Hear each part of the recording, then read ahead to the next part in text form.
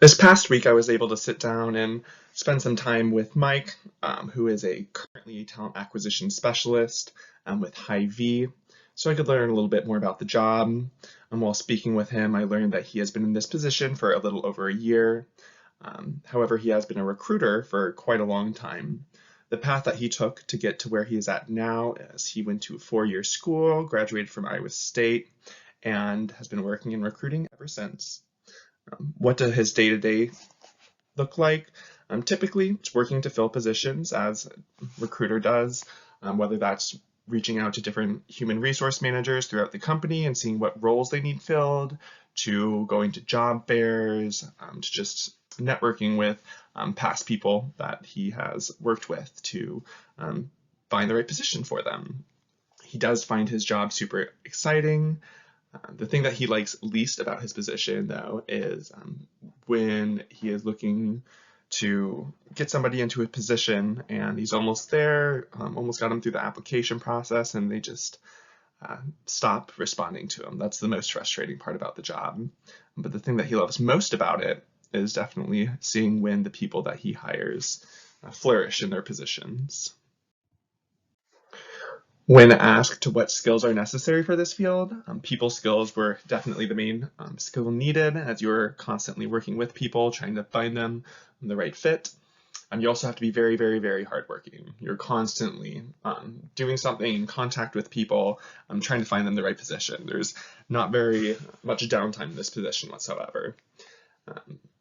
When I asked him about job security, that was a little bit touchier of a subject.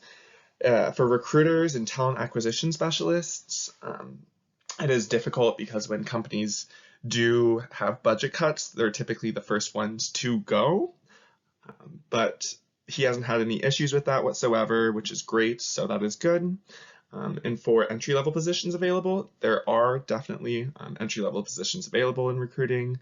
You just have to go and look. There's different places such as Aerotech that are a great place to start entry level. What advice Mike had for people going into this field is don't be shy, raise your hand, be the first person to say something. If you see something, say something. But yeah, just make friends with everyone and anyone you can, because you never know when you are going to run into them later in life, or when they might have a connection that might help you or might help them. And when I asked him if he could do college all over again, if he could do this all over again, if he would still continue down the path he is, and he said yes, it is a very rewarding career and he wouldn't change anything about it.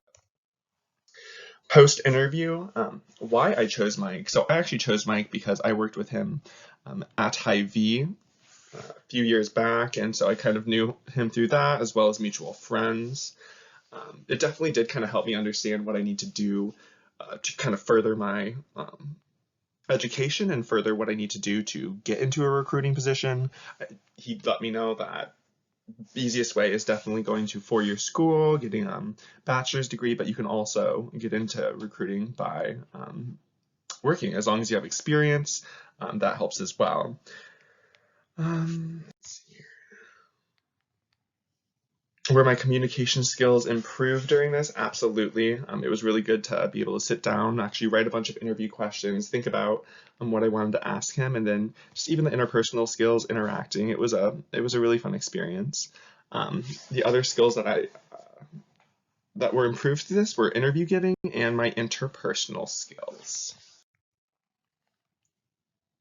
Thank you for listening.